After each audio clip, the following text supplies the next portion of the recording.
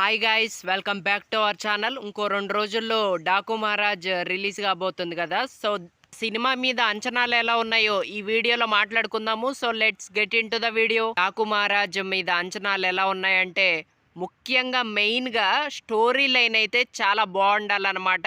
ఎందుకంటే ఇది రాజు కథ కాబట్టి సో అంత మంచిగుంటే ఆటోమేటిక్గా జనాలకైతే నచ్చుతుంది అనమాట. ఇక నెక్స్ట్ ఏంటంటే ముఖ్యంగా బాలకృష్ణ గారి యాక్టింగ్ అనమాట.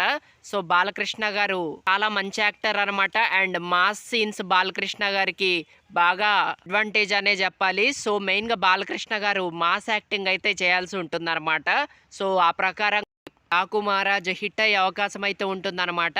అండ్ నెక్స్ట్ వచ్చేసి పాటలు అనమాట. మెయిన్గా ఇప్పటి వరకు రిలీజ్ చేసిన పాటల్లో ఏ ఒక్కటి ఇంపాక్ట్ చూపించలేదనే చెప్పాలి.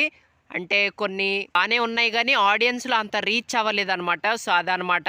అండ్ నెక్స్ట్ వచ్చేసి బ్యాక్గ్రౌండ్ మ్యూజిక్ అయితే చాలా బాగుండాలి. సో అప్పుడే బాలకృష్ణ గారు ఎంత మంచి యాక్టింగ్ చేసినా సో అది బ్యాక్గ్రౌండ్ మ్యూజిక్ యాడ్ అయ్యి అది అంత పెద్ద హిట్ అవుతుంది అనమాట.